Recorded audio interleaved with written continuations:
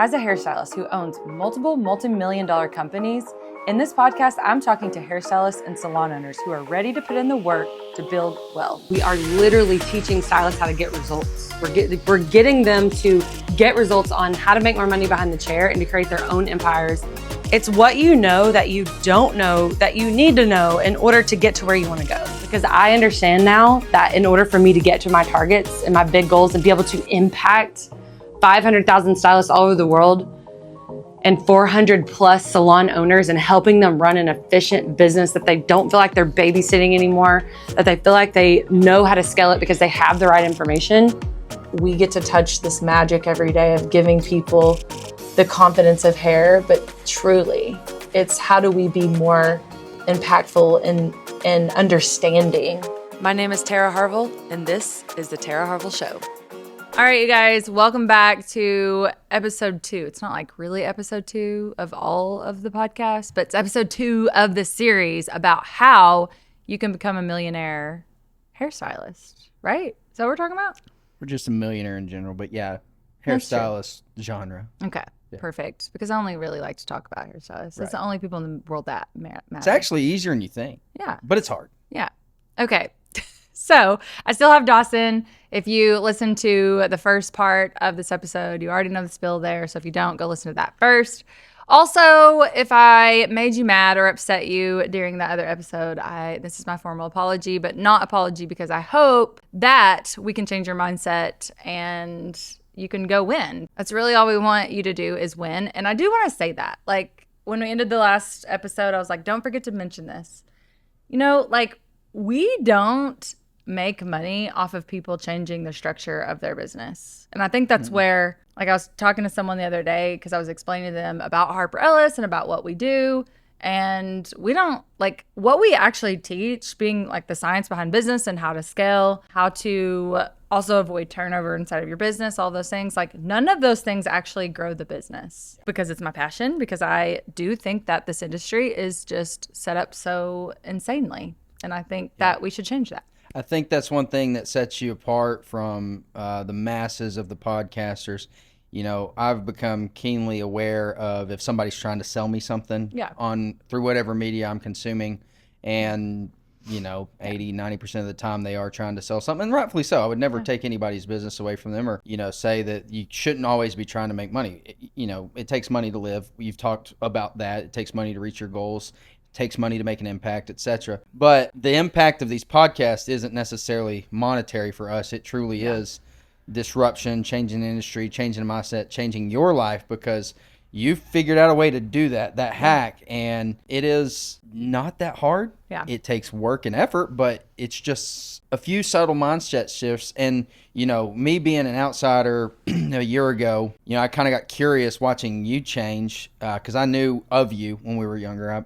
I grew up with Tara's husband when we were kids. We were the same age, same grade, and he and I were close. When I went to college, and he went to college, we lost connection, as many do, and then we reconnected over some somber circumstances. And it was a good reconnection, and it led me to doing work for Tara. And you know, I was like, man, these people are different. You know, it's like how do I get whatever they have? And I noticed that the people that Tara was always around had a certain type of attitude about them and an air, and I don't mean like of arrogance, I mean like of positivity and uplifting and stuff like that. And then I slowly started to work more and more with her, and she's recruiting me, and it's like nobody's asked me these questions, nobody's talked to me about these goals, and that's where I bought in at, right? And that's all it takes, and that's what we're doing here right now today is just telling you like this is how you can slowly and subtly or quickly, if you want to buy in right now, change your life. So yeah. Well, and I think that something I don't want to miss about, you know, kind of what you said, you know, we have inside the program, I know, which I don't think it's posted. We need to do that. We talk about like why you kind of left where you were and now you're here with us. And it really has nothing to do with you falling in love with what we do, even though I know you have in the process. That was secondary. Yeah. Yeah. I'm so grateful for that. But you, the same as we are talking about with hairstylists, where you were, you physically could not make more money. I mean, you may have like in the next few years, but like there would be a cap. You know? Price raises were the only way. Right. Price raises. It's the same concept as hairstylists. We trade time for money, you know, so we have to figure out how the business scales so that the future, can be bright. I mean, that's as cheesy as that sounds, like that's kind of it. And I was thinking about this morning, actually, when I was getting dressed. And I know this sounds so crazy, and I want people to hear me out because you're going to be like, oh my gosh, this girl says all kinds of crazy stuff. But like, do you know how scary it is to be poor in this economy? I know how scary it was for me as a young kid with a dad that was laid off and had no ability to go, no skill like a hairstylist has to go make a living where money is still spent and do this thing. I do know that feeling. Yeah. And I don't know why I was thinking about that when I was getting dressed, but like that was my thought. And I think that's where I want this episode to more talk about is, and I got really clear on this probably about a year ago, what fires me up is not the dollar. And for years, and I will admit this, like I loved money, and I still do. My love for money was because I was like seeing my life change in much better ways than what I was able to experience growing up. My childhood was not bad. I'm no victim to my childhood. I have wonderful parents. They love me so much. We didn't have much. And so money, gave me new opportunities and stuff. And so the first several years of my career before, I became, I always hate to say this, it gives me like the ick, but like I would say became a millionaire. Before that, I saw positive changes into my life. But then like after I became, and I'm nowhere near made it. And that's the funny thing about money. And that's what I want to kind of like go back is you always want more of it. Like there's never enough, but I think that where I was thinking about this morning is like, do you know how scary it would be to not be able to have growth in a path that you can grow? Yeah. Because this world is ever so changing. And so the reason why we brought the concept that we have to the salon world is because of our business with Harper Ellis, because I didn't understand corporate, because Harper Ellis wasn't corporate. Now it very much is and turning into corporate, as much as I like hate to admit that. But honestly, I've changed my mindset around that. Like, I have taken, because I've learned from people who are corporate America, who have hundreds of millions of dollars worth of businesses, and I've taken their concept and I've literally was like, why don't we do these things in the salon world? Because this is how everybody wins. And so I'm looking in this room right now, I have Dylan, he does all of our video, all of our photo. Kaylee does all of my content. And strategy, and then you're doing all legal business strategy, but none of you guys, and this is why I want to point this out in this video or this podcast, is because none of these people in this room, none of you are hairstylists, and not one of you would have ever walked in this door to have a job in this business if you knew that there was only a certain amount of dollar that you could ever make. Right. Like none of you would sign up for that. And that's what I think that we miss the mark in this industry is like, has anyone ever looked at a cosmetologist and said, if you take this route and this is the only as big as your mindset ever gets, you are signing up to have a certain amount that you can make. And maybe this is where I maybe become a little bit delulu, is because like there is no cap for you guys. I want you guys to make millions of dollars inside of this business. And I do believe that will happen. Because I know this business and what we're doing, because the vision is so big, there's plenty of room for everyone to have exactly what they want to have in life. I mean, yes, it's going to take a lot of work. Same for a hairstylist. But like, I'm over here and I want to paint this vision for you guys. I'm over here running this business of Harper Ellis. I'm hiring people, with great skill sets. All the people in the room that I just talked about, all these skill sets that I need in order to grow the business. And I'm hiring you guys, and I'm laying my head down and I'm thinking about your future, and I'm thinking about how much money you can make, because I have one-on-ones with all of you guys, and I sit down and I'm like, okay, what is your personal, professional, and financial goals? How much money would you like to make? And what do you want to do? What are the opportunities? What are your personal goals? What are your hobbies that you want to develop? What are your skills that you want to develop? All these things. And that's when it hit me. I was like, that's why I feel so icky about our industry, because every other world is like this, where we grow employees, we give you no ceiling, we give you a runway to success, and the salon world does not. And so I'm over here with this, I'm 100% owner of my salon, I'm 90% owner of Harper Ellis, and I'm in very contradicting businesses. And that is when everything changed for me as far as how I ran my own salon, was when Harper Ellis hit a few million in revenue.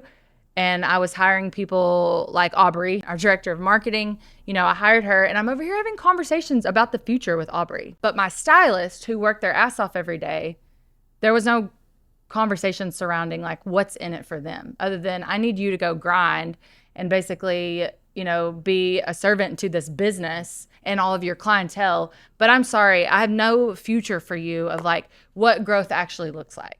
And so you guys, like, I hope you're listening to this and you're like, oh crap, now that you put it that way, I do have a bit of a moral issue with how I run my salon. And so that is where I get passionate about this subject, and I never want to make someone upset or piss them off or make them feel like they're running their business wrong. But I'm just going to go ahead and say it. If you aren't setting your business up where it can scale, but not just scale the business as far as money, you have to scale the people. Because we wonder why people leave. We wonder why people want to think the grass is greener, and we get all bitter about it and emotional. That's where the emotions come back in. With salon ownership, we're constantly like, oh my gosh, people left and they think the grass is greener and they think they're going to, like, good luck. Well, the grass probably is greener because they're constantly looking for more and they can't find it within your business. And then you don't go look in the mirror and go, what do I have to change? And then also, can we talk about this? Because I want to hear I've never really asked you. Well, I think I kind of have. Like, why don't salon owners have the balls to go in and change? Now, some do. And what's happening inside of our education program is a lot of them are. How many messages do we get a day? It's like, I did it. I went and pitched the new vision, and some goes well, some doesn't. We've had some people have walkouts because of it. But like, why don't they have the balls to go in and go against the grain of what's happening in this industry? They all want to be influencers, Dawson. Yeah. They all want to be this person who everyone looks up to, and they all want to educate. Like, they come to us even, they're like, I want to educate in what I'm doing. I'm like, okay, I love that and I support you, so tell me why what you're doing is different and why it's so great. But then they can't answer that question. So why don't they have the gonads to literally go in their business, restructure it to benefit the people if they're so for the people? I've never seen an industry, I'm sorry I keep going, but I've never seen an industry that acts like they're so for the next damn generation, and they act like they want to impact and they want to help and they want to educate and they want to do all these things, but yet when it comes to doing the hard shit, which means go in, restructuring your business to benefit everyone, they have no guts, no gumption about themselves. So I think it really boils down to two things. And this goes back to who we are as humans more so than just this industry. But when you lack confidence, you lack conviction. You can only be convicted and have the conviction you need to succeed when you're confident in something. And a lot of that goes back to education. And I do not want to disparage this industry. There are several bright minds, several creative minds, several minds that are just as smart as doctors, lawyers, engineers, etc. But this is an industry that I think depresses its own self-worth because they don't have a college degree. Mm-hmm. Man, my sister is 21, and if I could tell her what she could do as a hairstylist, rewind back to 17 and convince her to go into cosmetology because she could build great things. And you can do that in any career.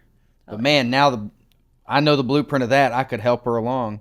So that's number one. I think, you're not confident in something you're not educated on. But let's go back to, so you say the reason why they don't have the balls to change their structure is the lack of confidence. But why do people lack confidence? Because they're not educated in an area. Because you're confident when you know what you're talking about and what you're doing. Well, confidence comes from results. So they know they don't have a stat in anything.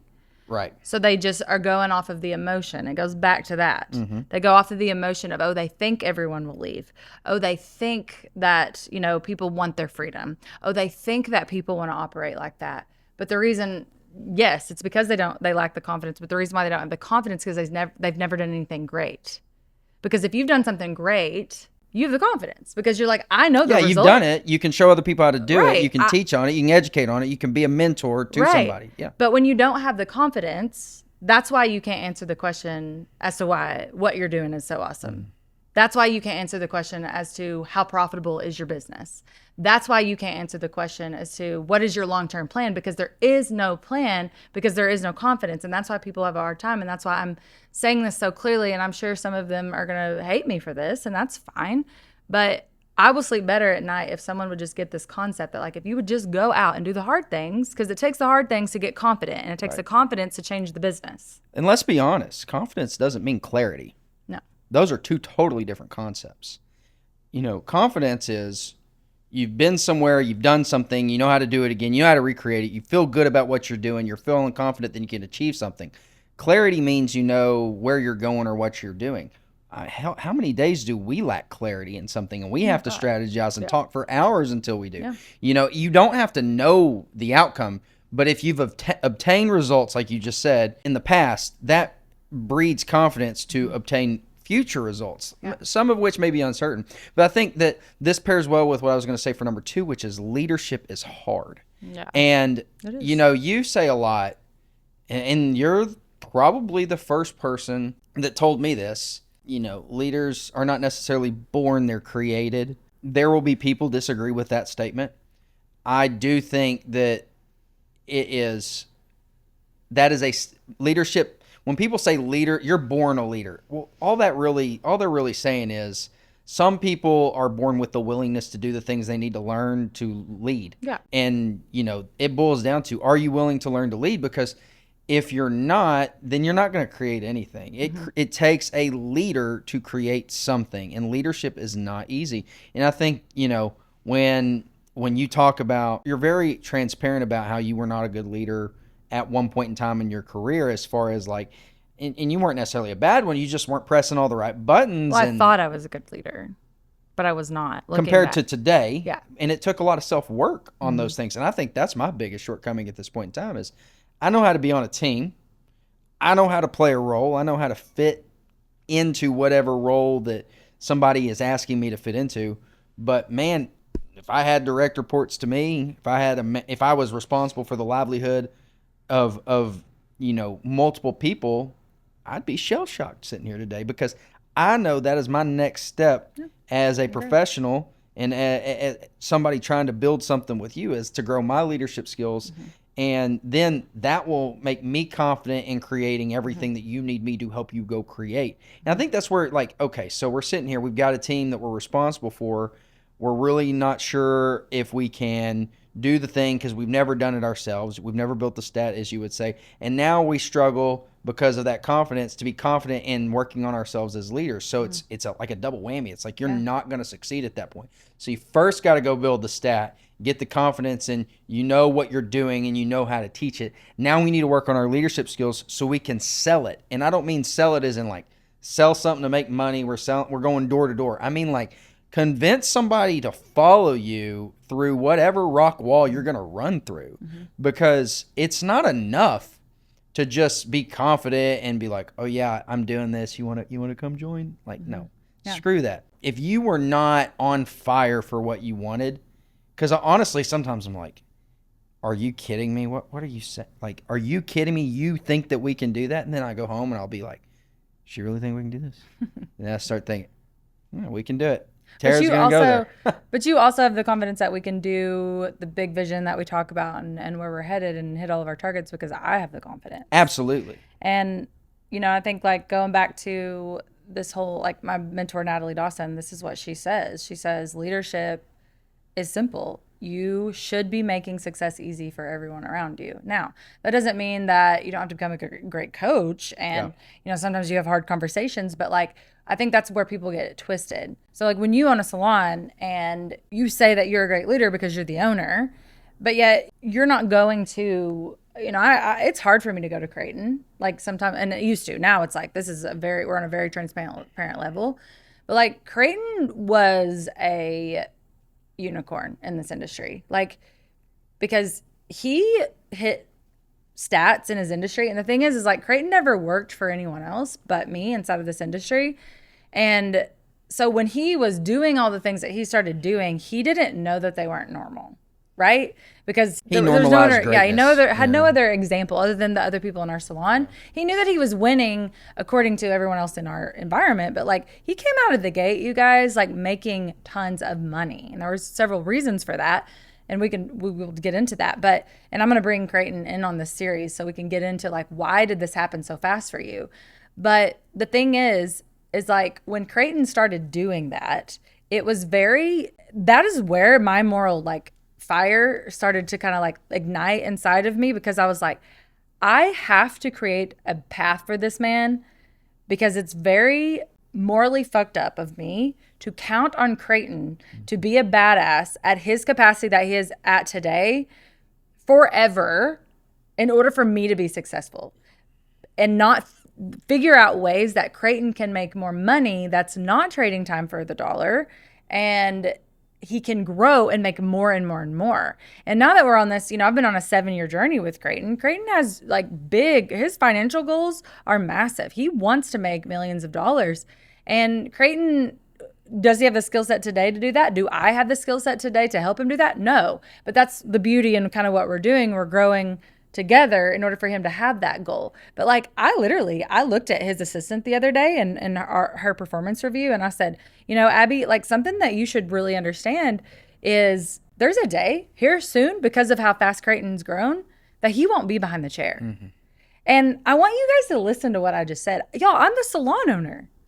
My pocketbook is directly impacted hundreds of thousands of dollars by the fact that Creighton may not be doing hair in my salon forever. Yeah. And what I mean by that, not because he plans to quit and move on, but Creighton is developing a skill so fast that he will move on to other jobs, that he has other ways that he can make money that's not just him sitting behind the chair and collecting the dollar for the minute. And so, yeah, I do think it's selfish for salon owners to set their business up to where that stylist has no other option other than to quit, find a new job, which is what happens. That's why lots of stylists, and those of you that are listening to this, you guys could think about all the stylists in 5 years from now, and you could probably do it from the last 5 years. In 5 years from now, very few of them will still be doing hair. Very few. And there's a reason for that. The reason for that is because the path is very broken and it is a dead-end street. And now, it's the same way with air conditioner people, contractors, there's so many, but it's not just ours that have this problem. But that's why you see other people go open their own companies and they go do their own thing, because they're thinking, okay, how can I scale past me trading my time for the dollar, right? I think that the biggest thing, to take away from this is something I've kind of always known, but I've never been more confident in saying. If you don't give a person a reason to do something with you, they're going to go do it without you. And write that down. Say that again. One more time. Say that again. If you don't give somebody a reason to do something with you, they're going to go do it without you. And that can be marriage, that can be work, etc. Terra has to wake up every day giving me a reason to go do this with her, because I will go find something else to do if I think I can do it without her. And I love working for the woman. I've never liked working with somebody more than Terra. But here's the deal. If she does not consistently outpace me and give me goals to hit that are shared, I'm moving on. Mm-hmm. That is the way humans work. Yeah. So that is the best thing. And the thing is use that for an example. And I could use that for every example in this room right now, no matter the role. But yesterday, I don't know if one of our goals is we're going to own every commercial building that all of our 400 salons are across the United States. That's billions of dollars worth of real estate, right? And that's where I'm headed. I know that you have massive goals in commercial real estate. I will bring you along for that, not because I maybe would need to, but it is important to me that you stay doing this with me, because the value that you bring to the table, there's so many employees, no matter their path of growth inside of our walls. And salon owners, this is why you get emotional, is because you lay your head down at night and you go, God, and as a salon owner too, and I think that so many of you guys listening to this will relate. Y'all, I used to get ill thinking about the people leaving me. And then when people would leave me, I would be sick for days. It would hurt, a stomach ache, hurting, my heart was broken.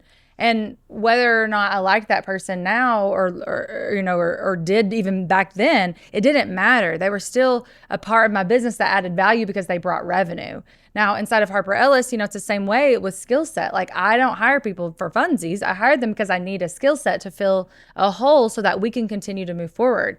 And the value that you bring to Harper Ellis is, I would, if you left today, I would have a big problem, because you take a massive weight on me. I mean, I would just have to work. I would have to take some of the jobs that I do now that drive revenue, I'd have to go backwards, and I'd have to do things that probably don't immediately drive me revenue.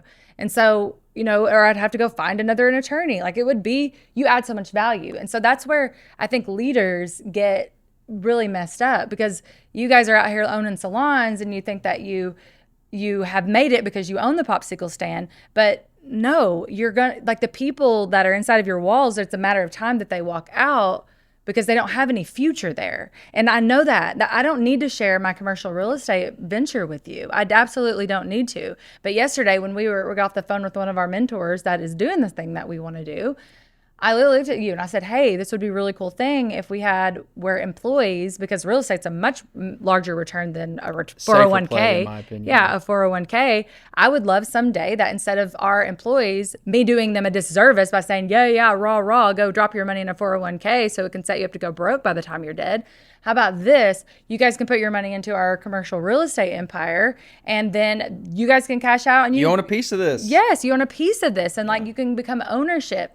And I'm not doing that because I necessarily have to. Absolutely not. I'm doing that because I am not stupid and I can't do this by myself. But here's the thing. Like, instead of looking for reasons to be worried, and I appreciate what you said about me and the value that I've added. I'm glad I've been able to do that. I intend to fully give all my effort because of what I'm about to say. Instead of looking for reasons to be worried about me or Dylan or Kaylee sitting over here and leaving, she is looking for ways to make us stay. Reasons. She spends her energy on reasons and ideas to make us stay like that. And we literally just created value for employees out of thin air yesterday just off of an idea. Yeah. And we're going to work to figure that out. Mm-hmm. And that ties into okay, what is the pure disruption of this industry? It's giving a salon a reason to come up together, win together, and not look outside of the walls to do the thing that you all want to do. And but that's what the definition of a team was. If you watch the first episode, that's the team. It's a team isn't that you just get along and that you have a cute little salon to come work in and you have this good culture because you think everybody likes to sit in the break room and shoot the shit. That is not what that is. And that's where we get this twisted. And I know I interrupted you, but I just need to drive that home. That's why you will never solve this turnover problem. That's why. And let me play devil's advocate though, because we see this. Let me get on your side really fast, salon owners, because I've spent almost 2 episodes kind of roasting everybody's ass. Yeah. Let me get on your side for a second, because I understand, because I am a salon owner and now we're about to open 400 of our salons in the structure that we built. You guys can't go out and figure out how to give your employees reasons to stay, or your contractors reasons to stay, because you're so busy in the weeds. Yeah. Because you have the financials, you have the work, you have the lead, you have the marketing, you have all of the concepts and all the things that it takes to actually be the business owner. And so you can't go out and build things to give your employees a reason to stay and a vision that's bigger than them, because you're stuck in the weeds and you'll never get out of them because you're not building a team. Yes. So it's a vicious cycle that you'll never be able to beat. And until you understand what I'm saying and the concept, and guys, this isn't my opinion. If I had... This is Tom. This is a math problem. Right. Our mentors, Brandon and Natalie Dawson, who've taught me a lot of these concepts. And honestly, I think they don't even know that they've taught me some of the things they've taught me, but I've just been able to translate from their world to our world some of these concepts. Yeah. But you guys, people that are multi-millionaires and build billions of dollars worth of businesses would sit here and agree with exactly what I'm saying. Yesterday, I'm not going to say who we met with, but we're at a level now, thank goodness, that people are approaching us to do deals and interested in investing and injecting capital into this rocket ship so that they can, profit off of it essentially and partner with it. And some of them have great intentions, and that's the goal. This goes into our conversation yesterday, and we're at the point now where we're lucky enough that people are approaching us about deals that they want to do with us, and then they want to invest in us because they see the potential. That's incredible. We're sitting across from the right-hand person of a, non-figure, minimally, I know that for a fact, self-made entrepreneur, right? And we're talking north of $500 million. And they're interested in us because of what they see in her. And she just poses a question, hey, what's my next step as a CEO in y'all's opinion? And I said, y'all, there's my Southern coming at me. So they say, you know, Terra, what you've got to do is you've got to hire around you where your deficiencies are, and we all have them, so that it uplifts your weak areas and it frees you up to do the things you're strong at. And if we distill that back down into, you know, a salon, right? What can we do to free you up to essentially build your team in areas where you are deficient? Well, that might look like hiring a salon manager or a bookkeeper to free you up to go drive revenue, shore up your stats so that you can duplicate yourself over and over. And we're about to get into what we call the stylist maturity model on that, and I'm not going to steal Terra's thunder, but like that's the concept. That's the whole concept. Yeah. In their words are, you cannot do this without a team, period. Yeah. But that's in every single industry. And I think that this industry tries to do it over and over again by themselves, down to the suite, down to the booth renter. It's all alone. It's all alone, and it cannot be. Well, and you know, commissioned salon owners, I add them to that list because a lot of them, their structures just are very broken. The stylists are set up for a dead end. It's all designed to put somebody on an island. Exactly. And see what they can do on that island. Maximize that island. Right. No, let's go build a country. Exactly. And I think that everyone should be. Yeah. And you can. It's not that hard. I think that, you know, there was a time in my career with being a salon owner, I said it out loud many of times. I was like, I would never open another salon. And now we're trying to open 400.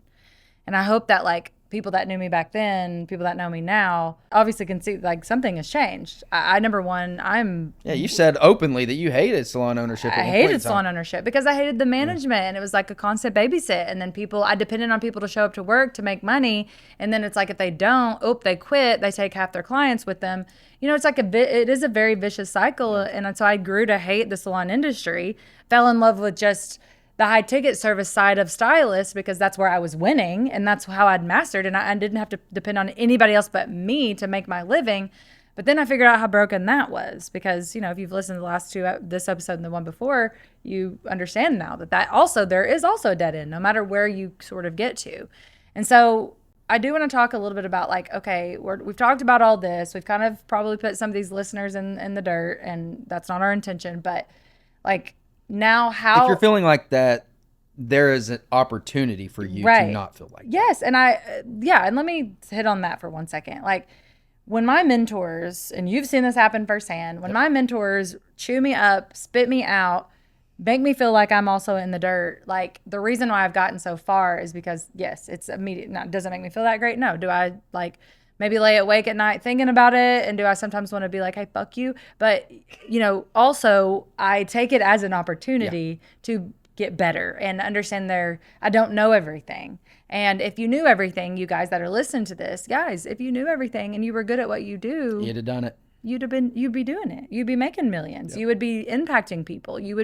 People would be sending you messages, you know, that say, oh my God, thank you for continuing to impact and thank you for changing. And they'd be putting in your program wins about how you would be that educator that you so badly want to be. Yes. You would be that influencer that you so badly want to be. Yes, but you have to stand against the grain and sometimes make people feel like that in order to make an impact. And, you know, it's my least favorite part of this job. It's the least favorite part of what we do, but it's also what I love to do. I love to get people to win. And that's what I like, you know, I now every single day, I'm actually about to hop on a call here in, 45 minutes with one of our salon owners. Better wrap this up. Well, I'm hopping on a call with her, and I honestly, like, I've been really excited about this call. This salon owner is someone that we helped hit over $1 million this last year. And she's winning, like, she's scaling, and now she's making is it perfect? No. Is she still, that's why we're hopping on a call, because she may have like a little problem and want to like help me navigate that. That's what people pay us to mentor them for, so they can, hey, call us up and be like, all right, now I'm at the next step. How do I navigate? But she's scaling, and now she's got it figured out. And now the people inside of her business is more excited, and she's not worried that they're going to leave, and she's building leader after leader after leader. And so, like, that's why I do what I do, because, you know, out of the 10 people that are like, well, F you, Terra, I love my booth rental salon, and I'm going to die on that hill, you know, there is that one that calls and's like, hey, you've helped me change my life, my family, my kids' trajectory. And that's why I continue to do it. And it's not because I have any personal vendetta against anyone. It's just like, I truly want people to understand business and know how to scale. So let's talk about Harper Ellis salons. Yeah. And also too, the beauty of what we're doing, I need to mention this before we get into it. As we speak today, we're teaching any salon how to do what we do. Yeah. Will that always be the case? No, because we are franchising Harper Ellis salons, and we are getting into, building out. We're going to take over this country. We're going to take our concept and we're going to dominate the salon world, and we're going to shut down the ones that aren't running like this, because no one is going to want to work for anything else. And I know that is such a bold statement. You'll say that we'll poach your people. You'll cry about it, and you'll be mad about it, except they're going to come to a place that fosters growth and they win. Yeah, but the other side of that is anyone listening can be a part of what we're doing. Absolutely. Like we're not trying to go against you. This is your opportunity. Yeah, we're not trying to go against you. We want to go with you. We want you to be a part of it. That's why we're building something so big. I don't need 400 salons. I mean, let's just be honest. I don't. But what I'm excited about doing is helping salon owners make money, but also their stylists. Like that when you get your Creighton, when you get your Kirsten, I want those salon owners to create an environment that keeps those people inside of their world and inside it. Because when you find someone amazing, why would you want to get rid of them? So let's, real quick, before we touch on it, I want to call out one very successful, wildly successful franchise out there, corporate salon type. And it's Dry Bar. And Dry Bar doesn't do anything wrong necessarily, but if you go look at the salary of an individual stylist at Dry Bar, or their hourly rate, they're trading time for money. Mm-hmm. And I want to point that out. And, Dry Bar, like, there's nothing wrong that we're saying about it, because this is just the truth. Just go look at a job listing. Yeah. So it's like, you can be that national brand. You can be successful, and the individual stylist can win. And that's where you crack the code. So let's get into how that works. So the reason why what we do is different is, there's a million different ways, but I want to give you the money overview, right, for the journey of a stylist. Without understanding how you can maintain profitability, the doors have to stay open, guys. If the doors can't stay open, you can't affect anybody's lives. 100%. And also, too, if you raise one or two rock stars, you are still at such risk, because when one or two rock stars walk out the door, then you're back to square one, right? And it's just like, okay, so how do you continue to build it and scale through people where they're winning, you're winning, everybody's winning, and it's really fucking exciting, because that's what's happening right now inside of our world. Our salon is on fire. Like, it is so cool I love when Charity, actually, fun fact, his wife is the one that manages our salon. And I love when she chimes in about our stats, because everybody's like, damn, that's what they're doing over there, because it's not a normal thing. It's not normal what's going on over there. And so, and we're doing it at small scale. That's the craziest thing. Like, we don't have very many people. We work out of 850 square feet. We had 5 people working yesterday and had over a $10,000 day. Yeah. Out of 850 square feet. Like, you will not hear those stats it doesn't happen in the industry. In the middle of Arkansas, where the median household income is about $43,000. Yeah. Exactly. Like, that's another thing. Like, there's so many stats against us, and that's why what we're doing is so cool. So if that doesn't get your attention, you just stop listening, because we're not the same type of people. So let's talk about the money. Yep. So what we do when we bring in a brand new stylist, my favorite stylist, I'm not going to lie, is to recruit right out of school, because I can take them and they've never been in another environment, and they're great and they don't know any better. Yeah. They normalize greatness. Right. And they think, and that's what's so cool. When you see someone normalize greatness, it's like, they don't even know. Like Lainey in our salon, I know she'll listen to this. Like, she has no idea how much of a badass she is. Like, but now that she's got a taste, she'll never not be. Right. She has no idea. Like, this girl is like going to take over the industry, and she has no clue yet. It's so fun to watch from my seat. I'm like, yeah, you just keep going. So, like yesterday, she came in my office. I have to tell this story. It's a personal employee conversation, but I don't think she'll mind. She comes in and I'm like, you are almost ready to come out of that assistant program, but like you don't have enough clients to fill up 4 days. So I want to like make sure you're spending your time productively, and I want you to continue on. And I'm like, how many clients do you have? She's like, like 50 something. And I'm like, okay, that's awesome. And I said, but that's just not enough to fill up 4 days, and be booked out 3 to 4 weeks. That's what that's our target. And I said, but we'll get there. We just keep, that girl's doing $8,000 a month. It's like, she don't even understand, like, what she's doing is more than most of the industry. But like, that's the game I'm playing with them. It's like, you can do more because you can. And so anyway, we take them in right out of school. They come in day one, they start learning extensions. Mm-hmm. Why? Because it's the high ticket service. I don't want them. And yeah, do we let them pick and choose their services when they're not making any money? No, hell no. You're going to take a gosh damn perm off the street if you don't have any clients. You're going to bring revenue into the business. That is such a silly mindset. But we do focus on that niche service, which is the high ticket service, which is extensions. And the reason why we do it day one, like I'm not kidding, guys. They log into the program and they literally start on a doll head doing extensions day one. Why? Because why the hell would I wait until they become a stylist to get them to be really good and really fast at the service that brings them in the most money? And so then we start day one. They have a metric they have to meet on social media. I have several metrics that they meet, but social media, they have to show up every single day on social media and they have to start building their brand. Do they all love it? Absolutely not. Are they like, yay, thank you so much for making me do all these things? No, they're not. But what they are not, they don't realize that at the time, but when they become a stylist, they have a built brand. They have a built clientele. They're making six figures and they get to rock and roll and it's fun. Mm-hmm. And so it's like they put in, you know. They're not worried about somebody walking in the door as a walk-in because they are booked. Right. And so what I love about this is like they are doing this so quickly that they're putting in the sweat for long-term success. And so my stylist, and that's what's funny, we have all the stats from salons, my assistants are doing more than people's top stylists in their salons every day. I see it every day and I'm like, oh my gosh, this is insane. But it's just the training. It's a training gap. And so we have it so dialed in, like we have videos for everything. They're learning. They have, you know, doll head work that they have to do, that they have to meet. And some of you already listening, you're like, well, I'll never get my people to do that. Yeah, you're exactly right. You probably wouldn't. We got people that are working 15 hours a week on doll heads out revenuing. Right. You know, people that are full-time stylists. And I don't say that to irritate anybody or to put anybody down, but like that's what's possible. Yeah. You know. So, you know, that's number one thing to understand. We have the training dialed in. We teach the other salon owners how to do the exact same thing. Well, what happens when they become stylists? We want to raise them to a point where they're doing enough revenue that they are able to train an assistant. But I want to stop you there. That's where this is the gap between assistant and successful stylist is where most salons break and fail. And the reason why is because you're not also teaching them how to be competent business people. And so as you become every level that you...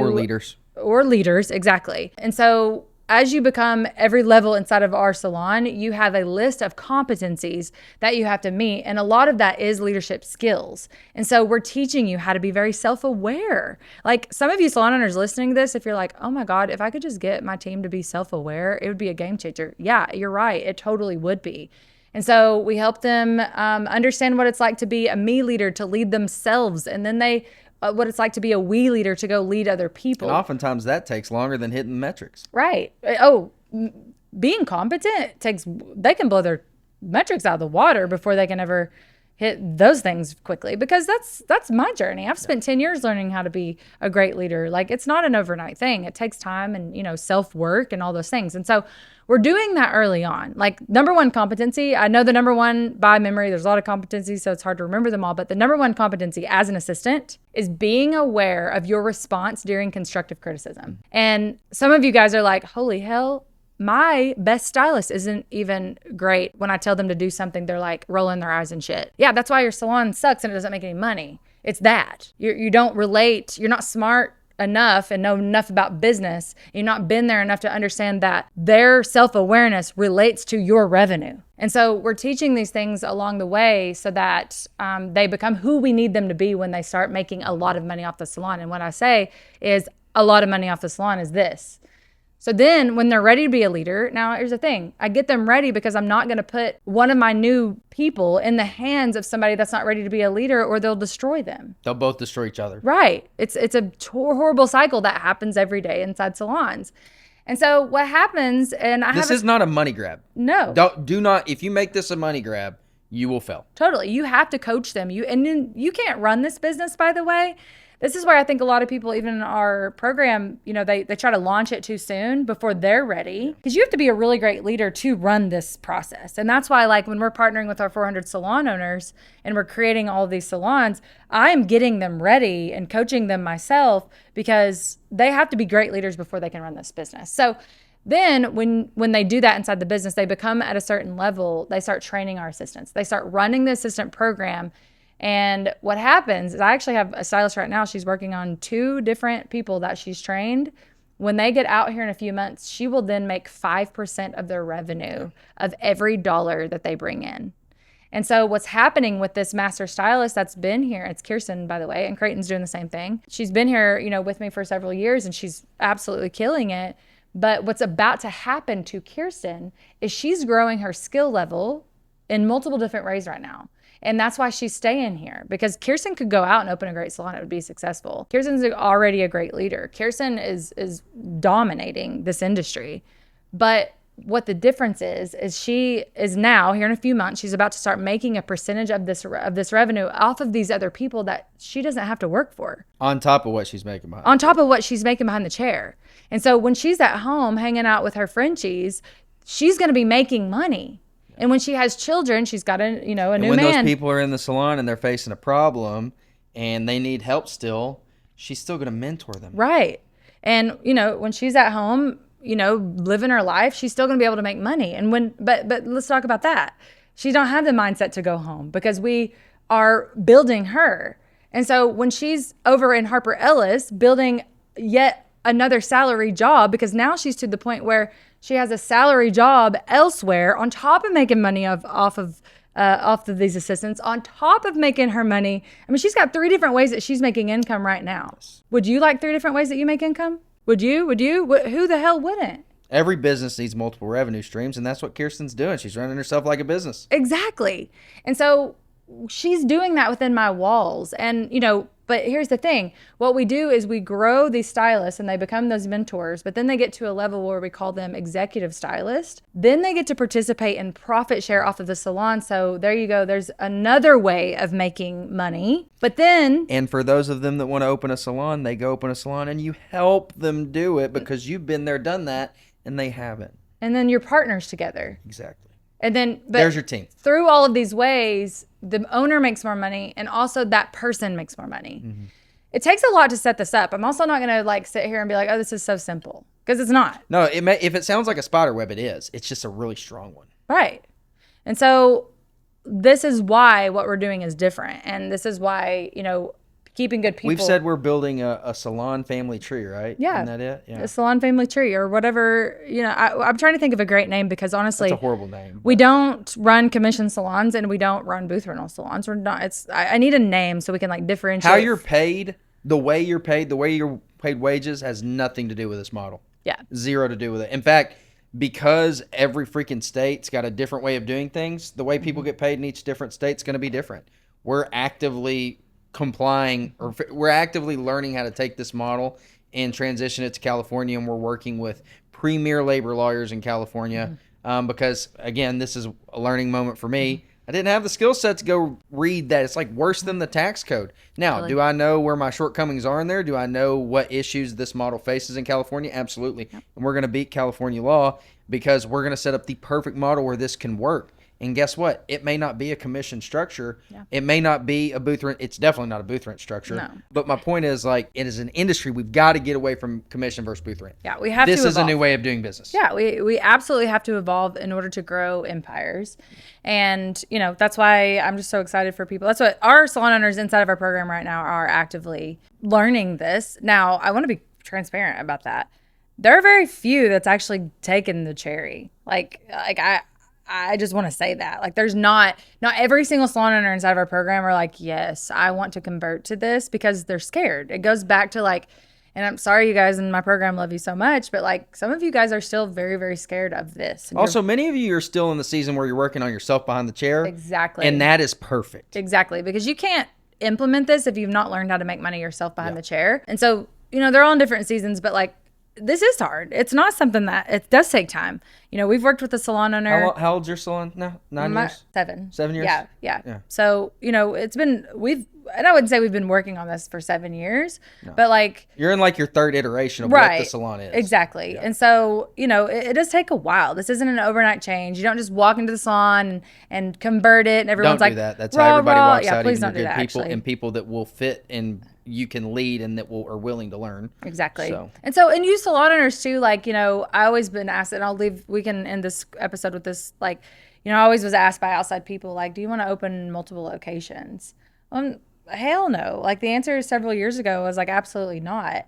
And you guys that own salons now listening to this, you say the same thing because like we all feel the same pains. You know, have a team to help you manage it. Exactly. And so when you're building within this structure, this is how you go out and open 7 locations and 400 locations like we are.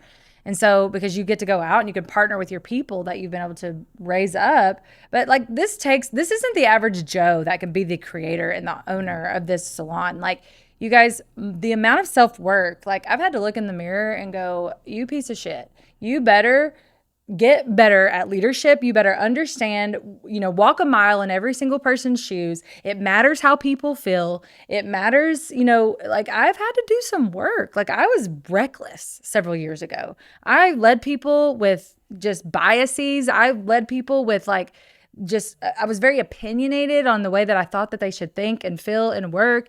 And that was hard for me. I ran off people. I'll say that. I ran off people because I expected them to operate like I did, and they don't. And matter of fact, I took a test. I'm only 3% of the population. So, that tells me, hey, stop getting pissed off when people don't operate like you do, because guess what? Nobody will. And so, I've had to look in the mirror and recover from, I'm a recovering just bitch. Like I literally will say that. Ask somebody that used to work for me. You beat it into remission? Yeah, I'm in remission now. Yeah. I'm a recovering bitch. And so, I just want to say that, like I've put in so much work to be able to run the structure like I do. And I think the biggest flex, I want to leave this stat, in case some people are new, like the way that my business runs now, I work more time on the salon because we're building out 400 locations, but the way the structure is, you guys, my salon, we work out of 850 square feet with 5 full-time stylists. We do $1.5 million at 20% profitability. And I spend 1 hour on my salon every single week. And so that's the goal. That's where you want to get. That's scalability. That's not trading time for money. And also I get really excited about it, and I get to lay my head down at night, and I feel really good about myself because I'm not just doing that for myself. I'm doing that for my team. Over 30 people now with really good paying jobs who never have to worry about dinner, never have to worry about whether their kids are going to have clothes. Mm-hmm. Yeah. I'm sure amazing feeling. No, it's awesome. But I didn't do this by myself. I have, a team that helps me build what we're building. But like, that's why salon owners feel icky. And I just want to, because I've been there, and that's how I know. Hey, if you're feeling icky, there's a reason for it. Yeah. Do you feel icky on any given day? No, not anymore. Exactly. I used to, but that's, if you feel that way, you should explore why you feel that way. And I think a lot of salon owners do, because they're building businesses that you are setting people up to fail. And I think that, and a lot of them will argue with me. They're like, what? I opened a really pretty salon and I created a space where people could make money. Yeah, but what happens when they get hurt? Yeah, but what happens when they have a baby? Yeah, but what happens if they can't do hair anymore? Are you really setting them up to be successful? Are you really setting them up? Like, you're not. You got to evaluate what that means. And just by giving them a space to do a job, that's not setting people up for success. What I feel about setting people up for success is that I want everybody that's a part of my company, I want them, and what's cool is we have a lot of young people. I want all of the people inside of our business to be 45 years old, 50 years old, except for Coach. He's kind of old. But, I want them to be that of age. I want them to have lots of money in their bank account. I want them to have no worries as far as finances, because they can take care of themselves, but also take care of their families. And then they can go impact how they want to, like whether that's their kids, whether that's their church, whether that's the charity of their choice. Like that is how you start to feel good about what you're doing. And that's what I'm after. That's why it's 400 salons. That's why it's, now the vision's much bigger and we can't talk about it much, but that's why it's 130 million with Harper Ellis. That's why it's so massive. It's because it's not about me anymore. And I think salon owners get to thinking that it is. And yeah, can I go to just, can I get like a 1-minute monologue defense of you for just a second? Sure. All right. So here's the deal. I'm going to look straight into the camera. This is the last minute. Yeah, last minute. So a lot of people this will start. Are you about to defend me to the public? I am, yeah. So a lot of people are going to feel like this is going to cause some feelings. It's going to make people feel some type of way, and it's hard. It's definitely a difficult discussion to have, because we're, Terra's putting herself out there, and people don't like people that take a stance, and we're taking a stand, and it's very powerful when we do that, and we're going to change the industry whether you're with us or against us. And here's the thing, guys. You can say that Terra's materialistic. You can say that she's chasing, gaudy goals and all this other stuff. No, she's chasing impact. I am. And through that impact, there are going to be millions of lives affected. And that's why I'm here, because unless you give somebody a reason to do something with you, they will do it without you. And what I didn't know for the longest time is I wanted to make an impact. And I'm here to make that impact. And I can make that impact on her team. That's why I'm here. Yeah. Because you're smart enough to go out and build your own firm. You're smart enough to go out and you have all the knowledge, but not just the knowledge. You have you are a great leader already, and you have all the things. And there's a lot of people on our team that does. And so I love that you said that. Like, if you don't give them a reason to do it with you, they're going to do it without you. And that's what's happened to me. All of my you were with me that night. I saw an old employee of mine. She left and went and opened her own salon, and she's not doing very well. And honestly, I didn't like her. I was mad at her because she opened a salon and started construction without telling me. I think that's just kind of tacky to do. But, she outgrew me. She was very successful in my salon. She made lots of money. And then her next step was to open a salon. Like, I don't know. I only got mad because she did it the wrong way. But, like, I didn't have the growth path for her. But, she literally was like, I'm not doing well. I've watched you just take off. I've watched you just explode. I wish that our relationship was different. I've wanted to reach out to you a lot of times, and I gave her permission. I'm like, reach out to me. She hasn't. And if you're listening to this, reach out to me. I don't know that there's always room for a rekindle of a relationship, but maybe sometimes there is, if there's value on both sides, there is. But I loved that. And that I've thought about that girl for several weeks now, or since that night has happened. And, I loved that she was just like, I wish that I would have found a way to do it with you, because I've seen you go to where you said you were headed. And now I'm over here really struggling, and I've had to downsize my salon, and I've had to. The important part of all that, though, is you weren't in a place at that point in time where you were set up to set that person up. Well, and that's what I told her. I said, I appreciate you telling me that, but, I get why you left. Yeah. And I gave her that, I understand. You should have left. I wasn't in a place that I had what I have now. I don't know. All those things are worth why we do, and that's why we make this podcast. So I'll end it with that, and I'd love for you guys that are, watching and listening, and I'm hitting some heartstrings, reach out, chat with me. It's my favorite conversation to have. You can back me up on that. I love to talk to salon owners who want to kind of go against the grain and create an impact for their teams. And that's what we're out to do. We're doing 400 of them. So hell, let's do it together so we can take over the world. Or I'll teach you how to do it on your own. That's what I think. I don't care. It doesn't. She's crazy. She will. I really will. It's literally worth so much more than what we charge. We teach stylists in our own town to do what we're doing. I mean, there's room for everybody to win. And I think that's what I've love about my level of success is you don't get bitter anymore, because it's like, yeah, there really is room for everybody to win. So anyway, I love you guys that are listening. We're going to continue on this series. We're going to talk more about this, but hopefully this was episode 1 and 2 was crazy insight about your business and how you can scale. And if you want to be a part of what we're doing, of course, reach out. My team will get you taken care of. And that's where I sold you just now. So, reach out and we'll go make a bunch of money together. Cool. Thank you guys.